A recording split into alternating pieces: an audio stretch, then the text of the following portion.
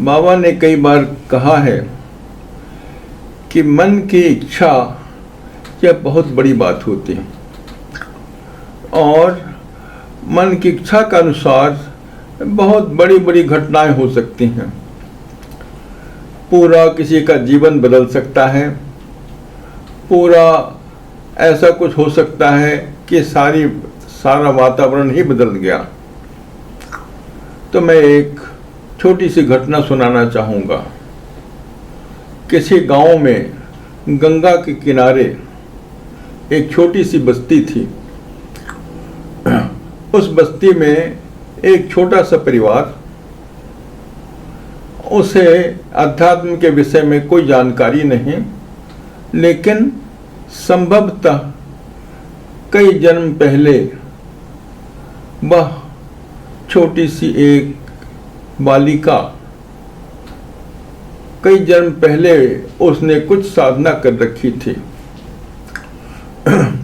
जिसके फलस्वरूप उसके मन में एक भावना थी कि मैं ईश्वर की पूजा करती रहूंगी। छोटी सी बालिका, कोई 4-5 वर्षों की, वह ईश्वर से बहुत प्रेम था उसे, लेकिन कोई पथ नहीं।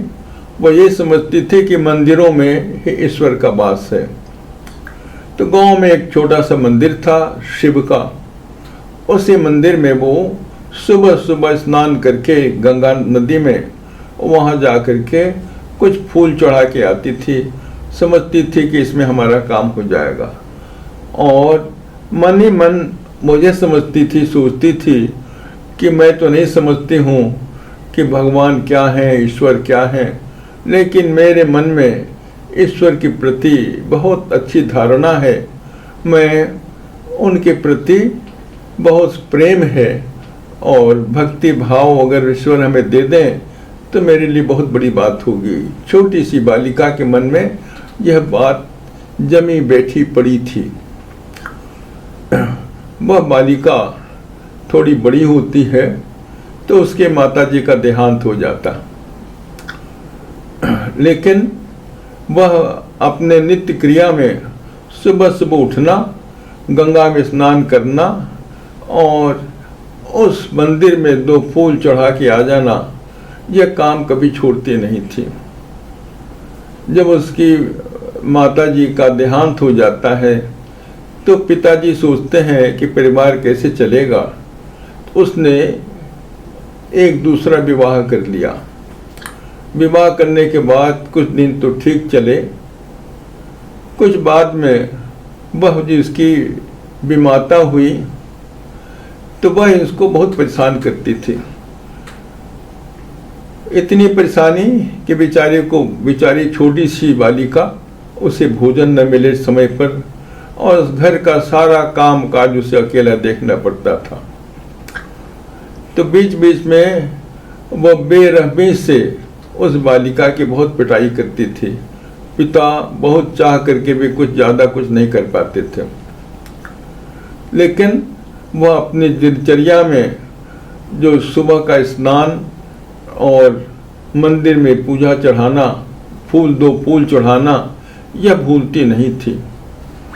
कोई 6.5-7 साल की जब हो गई तो उसकी बीमाता ने कहा कि देख, कल से तू मंदिर नहीं जाएगी, कल से तू गंगा में नहाने नहीं जाएगी, कल से तुम्हें सुबह सुबह काम करना पड़ेगा।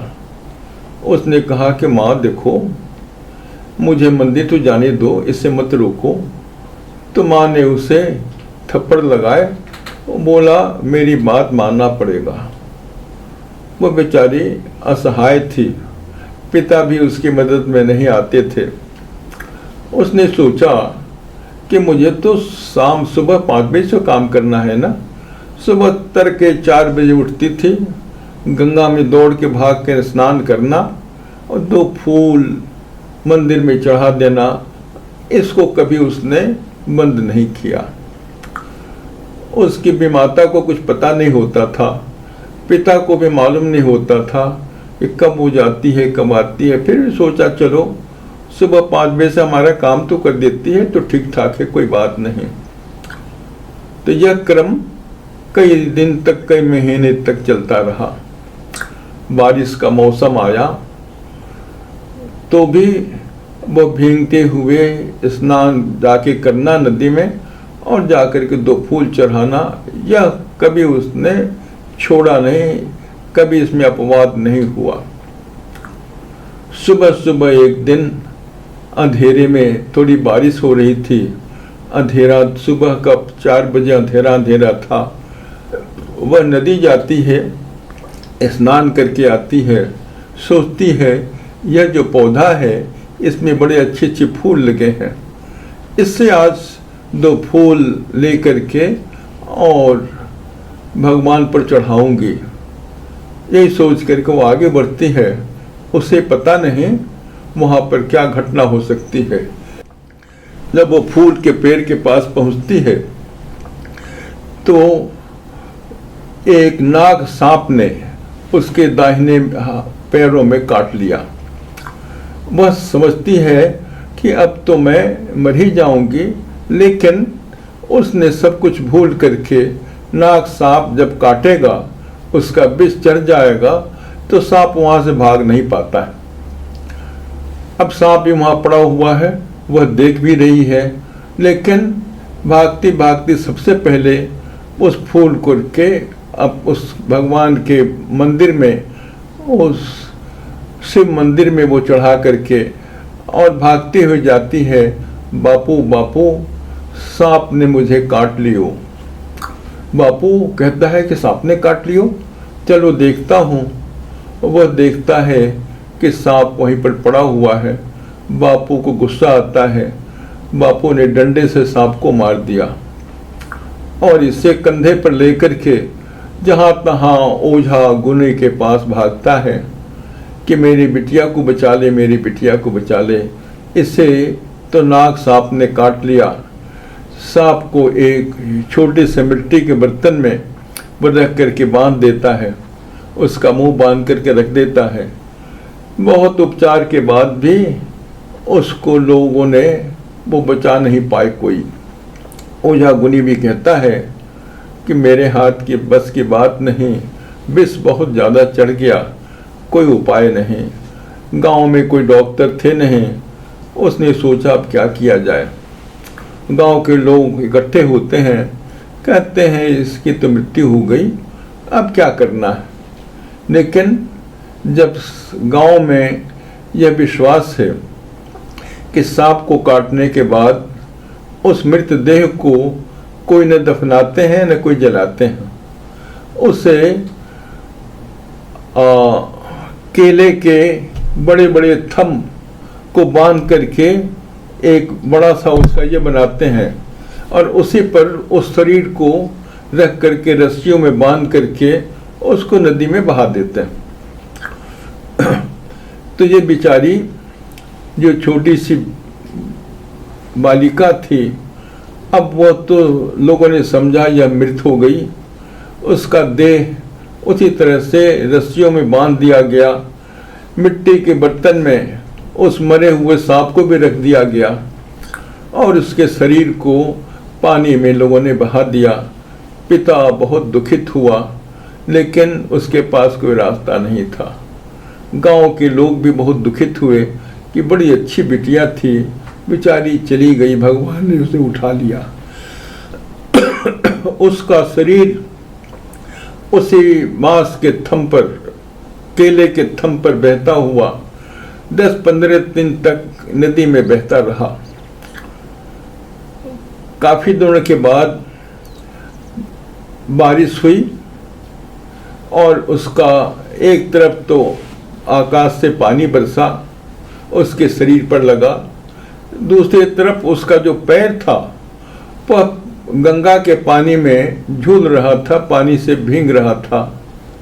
तो धीरे धीरे विष का प्रभाव कम होता गया और विष का प्रभाव कम होने के फलस्वरूप वह उसको फिर पुनः वापस होश आ गया।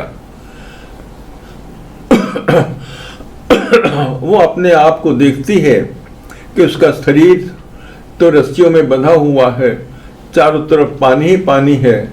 जब पानी पानी देखती है, आसपास में देखती है कुछ नहीं है, न कोई गांव है न कोई आदमी है, तो फिर बेचारी बेहोश हो जाती। फिर वो शरीर उसी तरह से बहता हुआ कहीं आगे जाता है। सुबह सुबह मछुआरे मछली पकड़ने के लिए नाव से इधर उधर घूमते हैं, तो कहता है कि देखो देखो इसमें कोई शरीर हिल डुल रहा है और इशारे से कुछ कोई बुला रहा है। तो अकेला मछुआरा नहीं जाता है, 2-3 मछुआरों को लेकर के करीब जाता है। तो यह बालिका हाथ से इशारा करती है कि मुझे बचा लो, मुझे अपने नाव में बिठा लो। वे नाविक लोग इसका रस्सी का डोरी खोल देते हैं। देखते हैं कि पास में एक इसमें मिट्टी के बर्तन में मरा हुआ सांप रखा हुआ है।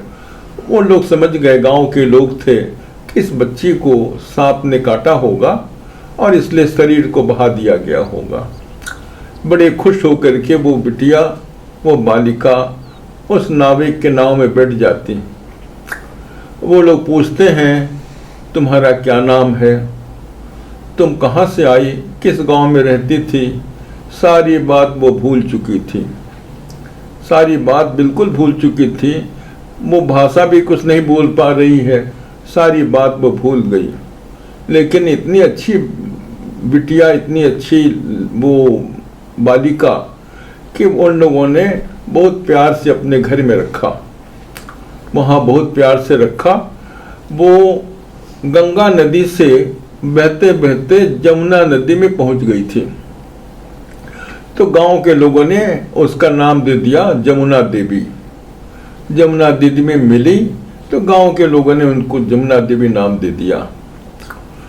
जैसे उस गांव में जाती है, सबसे पहले वो ढूंढती है कि कहीं शिव का मंदिर है कि नहीं, और वह क्रम उसका फिर से शुरू हो गया कि उसमें नदी में नहाना। अब तो जमुना के किनारे रह रही है मछुआरों के बीच में, तो नदी में नहाना और फिर मंदिर में जा कर के वो 2 फूल चढ़ा देना, और गांव की बहुत प्यारी वो बिटिया बन गई। थोड़ी जब बड़ी होती है तो धीरे धीरे वहाँ की भाषा सीख गई और वो अपना जमुना देवी के रूप में रहने लगी। पुरानी सारी बातें उसकी भूल गई। अब उस गांव में कोई एक सज्जन थे, थोड़े अच्छे परिवार के। उन्होंने इस बिटिया को देखा तो कहा कि अरे तू तो इसको ठीक से इसका पालन पोषण नहीं कर पा रहे हो तुम लोग, मुझे इसको दे दो। मेरे 2-3 बेटे ही बेटे हैं, 3 बेटे हैं, बिटिया कोई नहीं। तो लोग खुशी खुशी उसको दे देते हैं, वह भी खुशी खुशी उसके घर में चली जाती है। अब जमुना देवी बहुत ही उसकी प्यारी लाडली बिटिया बन गई। घर के लोग बड़े प्रसन्न, सब घर का काम करती है, भाषा धीरे धीरे वहाँ के सीख गई और बहुत पवित्र विचार की लड़की, बहुत विचित्र, बहुत सेवा भावी, और रोज रोज मंदिर में जाके पूजा करना, रोज वहाँ पर फूल चढ़ाना, यह क्रम चलता रहा उसका। यह बात होने लगी। धीरे धीरे जब कुछ बड़ी होती है तो गांव के लोग कहते हैं कि अब बिटिया तो बड़ी हो गई, इसका कहीं विवाह करा दो। तो उस बिटिया का विवाह हो जाता है। विवाह हो जाता है। विवाह होने के बाद उस गांव की बहुत अच्छी दूसरे गांव में वो बहू बन के जाती है। वहाँ भी उसने छोड़ा नहीं, सुबह सुबह नदी में नहाना और शिव मंदिर पर 2 फूल चढ़ाना, यह कार्यक्रम उसका कभी भी छूटा नहीं। अब जहाँ पर वो बहू बन के जाती है वहाँ पर भी लोग उसका बहुत ख्याल करते हैं। बहुत अति पवित्र वो महिला बन गई और आसपास के लोगों को भी कुछ धर्म की शिक्षा देना शुरू की। लोग सोचते हैं कि अच्छा, ये तो बड़ी अच्छी सी धार्मिक बात बताती है। लोग उनके पास आते थे और उनसे कुछ 2 बातें, अच्छी बातें सीख के जाते थे। कुछ दिनों के बाद उसके एक पुत्र का जन्म हुआ। तो उसके पिता और पिता के पिता उसके ससुर ने पूछा, अरे बिटिया, इस बच्चे का क्या नाम दिया जाए। अब देखिए, वह जो पहले गंगा नदी में के किनारे रहती थी, तो थोड़ी सी भावना उसके मन के अंदर गंगा के पास थी। तो उस पुत्र का नाम उसने दिया गंगाधर। अब वो गंगाधर की माँ बन गई। धीरे धीरे गंगाधर भी बड़े होने लगे और उनके पास भी अच्छी संपत्ति थी।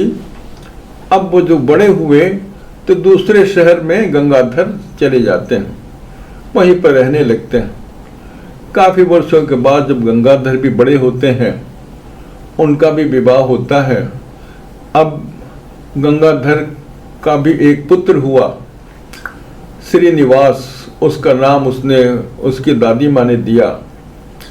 श्रीधर उनकी दादी माँ, अब तो जमुना देवी दादी माँ बन गई। अब श्रीधर धीरे धीरे बड़ा होता है। गांव में सब लोग कहते हैं कि जमुना देवी का परिवार तो बहुत ही अनोखा परिवार है, बहुत ही पवित्र परिवार है, लोग इनकी बहुत कदर करते थे। अब श्रीधर भी थोड़ा बड़ा हो जाता है। श्रीधर जब कॉलेज में पढ़ता है, तब तक गंगा देवी की उम्र कोई 50 साल की हो गई होगी। श्रीधर जब बड़ा होता है, इसके कुछ मित्र आनंद मार्ग की साधना करते थे। उन लोगों ने आनंद मार्ग की चर्चा की। श्रीधर कोई 15-16 साल का होगा या 14-15 साल का होगा। तो वह आनंद मार्ग के संपर्क में आ गया। उसने भी कुछ साधना पूजा शुरू की। तो उसके मित्रों ने कहा कि देखो देखो, हम लोगों के गुरुदेव एक शहर में आने वाले हैं, तू भी चल। तो वो भूलता भटकता रांची आ जाता है, बाबा का दर्शन करता है एक छोटे से शहर में। उसे बहुत अच्छा लगा, तो उसने सोचा कि चल करके बाबा से थोड़ा समय लें और रांची में बाबा के आश्रम में छोड़ रहें। तब तक 1-2 वर्षों के बाद कोई 16-17 साल का वह नवयुवक बाबा के पास बैठा है। तो बाबा, वो तो ये सुन रखा था कि बाबा सबको जानते हैं, बाबा भगवान हैं। तो बाबा ने मुस्कुराते हुए पूछा, तू अपना नाम तो बता। नाम बताता है, क्या करते हो बाबा? मैं तो विद्यार्थी हूँ, कॉलेज में पढ़ता हूँ। तो बाबा कहते हैं, बहुत अच्छा बहुत अच्छा, साधना करते हो ना? तो हाँ बाबा, साधना करता हूँ। बाबा ने थोड़ा उसको समझाया कि इस तरह से करो, अच्छा लगेगा।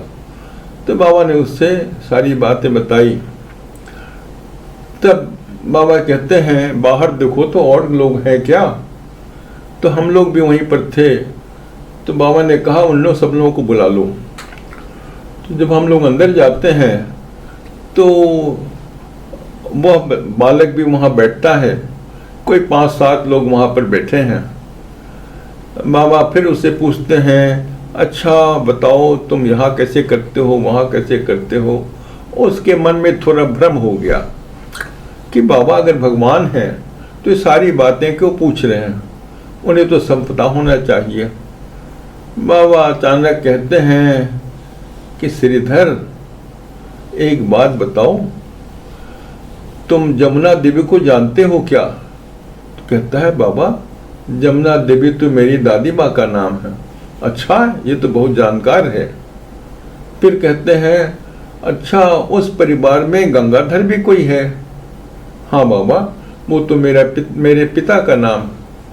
अब वो सोचता है कि थोड़ी देर पहले तो बाबा ने ऐसा कुछ नाटक किया कि मैं भ्रम में पड़ गया कि बाबा कुछ नहीं जानते हैं।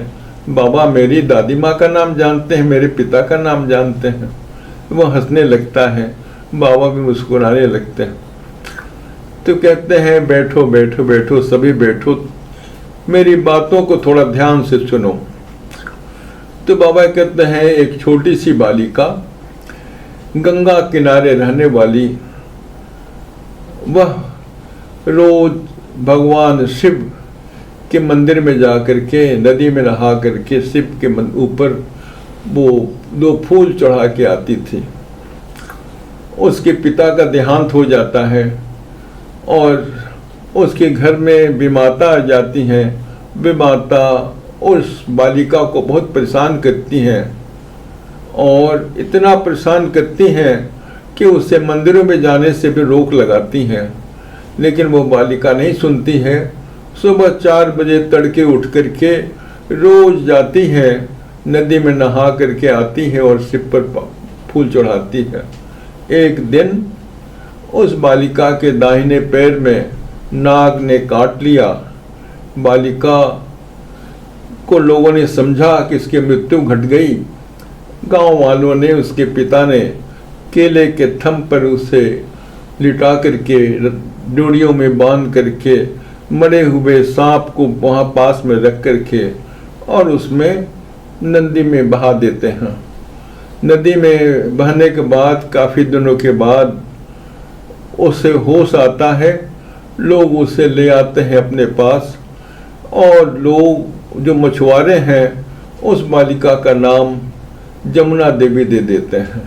तो वही जमुना देवी की कहानी है। सारी कहानी बाबा ने उसे सुना दिया। तो वो कहता है कि बाबा आप तो सब कुछ जानते हैं। बाबा मुस्कुराते हैं, बोलते हैं देखो तुम बच्चों की कृपा से मैं सब कुछ जान लेता हूँ। तो वह बालक तुरंत अपने दादी माँ के पास जाता है और कहता है दादी माँ मैंने आज मैं 2-3 दिन पहले बाबा का दर्शन किया और बाबा ने तुम्हारी सारी बात मुझे बता दी। क्या बताया बेटे?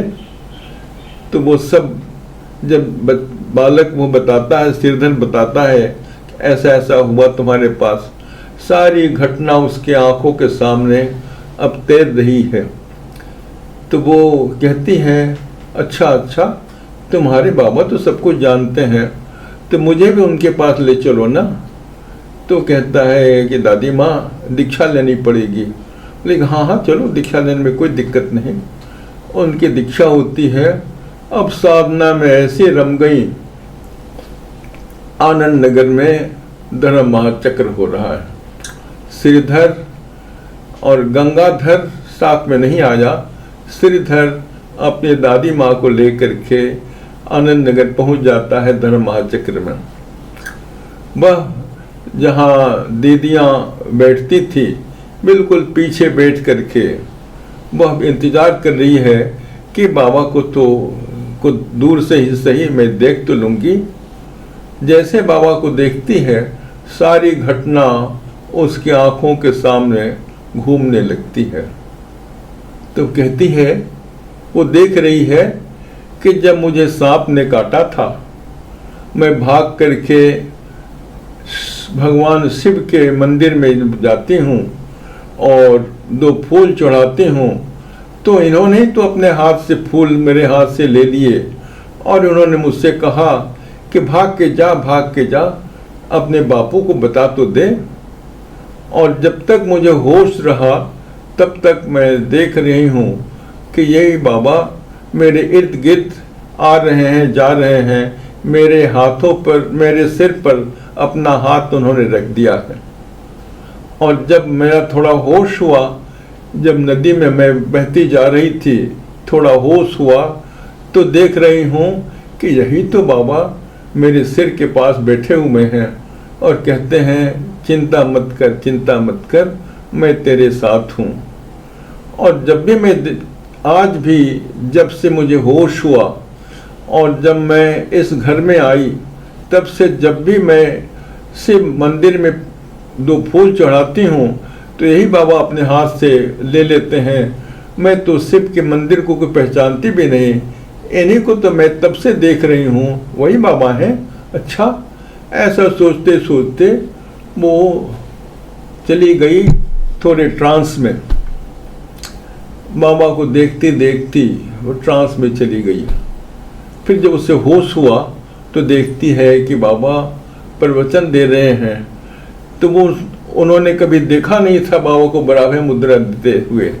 जब बराबर मुद्रा बाबा ने दी तो वो फिर उनका सारा होश खत्म हो गया, वो समाधि में गिर गई। मैं बाबा के पास स्टेज पर बाबा के बाईं तरफ नीचे बैठा था। जब बाबा ने मुद्रा दी तो वहाँ से चलने की बात हुई तो बाबा मुझसे कहते हैं, थोड़ा देखो जमुना देवी वहाँ आई है। मैंने कहा कि बाबा जमुना देवी आई हैं, मैं तो नहीं पहचानता। नहीं, तुम जाकर के देखो, तुम पहचान जाओगे। वहाँ पर मैंने पूछा कि जमुना देवी कौन है, तो एक भद्र महिला कहती हैं, ये तो तब से पता नहीं पड़ी हुई हैं। तो मैं भाग के आता हूँ, कहता हूँ कि बाबा ऐसा लगता है वो समाधि में पड़ी हैं। तो बाबा कहते हैं, एक बार जाकर केवल इतना ही कहना उसके करीब जाकर के, बाबा तुम्हें बुला रहे हैं, बाबा तुम्हें बुला रहे हैं। वो जैसे मैं कहता हूँ बाबा तुम्हें बुला रहे हैं, तो एक भद्र महिला से मैं कहता हूँ कि थोड़ा इन्हें सहारा दे दो। वो सहारा दे करके बाबा ऐसे जा रहे हैं, दोनों तरफ भक्त लोग खड़े हैं। जमुना देवी भी बड़ी मुश्किलों से वहाँ पर आई तो बाबा को देख करके कहते हैं, बाबा बाबा आपको तो मैं बहुत दिनों से देख रही हूँ। बाबा कहते हैं, हाँ जमुना देवी, मैं भी तुम्हें बहुत दिनों से पहचान रहा हूँ। अब पहचान लिया ना कि तुम्हारे साथ कौन हमेशा रहते थे? तो हाँ बाबा, पहचान लिया। तो बाबा आप ही बाबा हैं, आप ही बाबा हैं। तो बाबा कहते हैं, हाँ जमुना देवी, मैं ही तुम्हारा बाबा हूँ। और यह कह करके बाबा थोड़ा भाव में आ जाते हैं। मुझे मेरे कंधे पर हाथ रख करके कहते हैं, चलो चलो अब घर चलते हैं। जमुना देवी को दो भद्र महिला सहारा दे करके खड़ी रखती हैं। फिर मालूम हुआ कि वो तो समाधि में रात भर पड़ी रही। सुबह सुबह बाबा ने फिर मुझे भेजा कि जमुना देवी का समाचार लेके आना। मैं जब जाता हूँ तो देखता हूँ कि जमुना देवी अभी भी पूरे होश में नहीं है। बड़ी मुश्किल से 2-3 महिलाएं उनको बाबा के पास लाती हैं। तो बाबा कहते हैं, जमुना बताओ क्या तुम्हारा समाचार? तो बाबा, आज तो मेरा जीवन धन्य हो गया। मैं तो सोचती थी कि मैं मंदिर में जाकर के शिव की पूजा कर रही हूँ, लेकिन मुझे पता नहीं कि शिव तो साक्षात यहाँ आए हुए हैं और आज ही आपका दर्शन हुआ, मैं तो धन्य हो गई। बाबा मुस्कुराते हैं, देखो केवल तुम धन्य नहीं हुई, मैं बताओ मैं आज कितना खुश हूँ। यह कह करके बाबा कहते हैं, ठीक है। थोड़े से प्रसाद बाबा ने उनको दिए और वह फिर अपने घर वापस चली गई। जब घर वापस चली जाती है तो बाबा कहते हैं कि देखो जमुना देवी, मैंने कहा कि बाबा वो सारी बात क्यों भूल गई? जब वो वापस उसी शरीर में आती है, नाव में पहुंचती है, तो सारी बातें क्यों भूल गई? बाबा कहते हैं कि देखो वो उस जीवन से इतना दुखित थी कि वह चाहती थी कि मेरा देहांत हो जाए तो ज़्यादा अच्छा है। तो देखो उसका देहांत भी हुआ, और देहांत होने के बाद यदि उसे फिर जन्म लेना पड़ता तो उसके 10 साल बेकार जाते, 8-10 साल बेकार जाते। उसी शरीर में मैंने उसकी आत्मा को प्रतिष्ठित कर दिया, जिसके कारण वो सारी बात को भूल गई, अपने पूर्व जन्म के सारी बातों को भूल गई। तो कहते हैं उसी शरीर में जमुना देवी का दूसरा जन्म हुआ और तब वो दूसरी थी और जमुना देवी उसी शरीर में आ गई, और देखो कितनी पहुंची हुई साधिका है। तो बाबा ने उनके विषय में भी कहा कि देखो यह तब से जब उनको दूसरा जन्म मिला तब से मेरे ही ध्यान करती है, मुझे ही याद रखती है। मैं जानता हूँ और वो जानती हैं। यही तो सबसे बड़ा रहस्य है।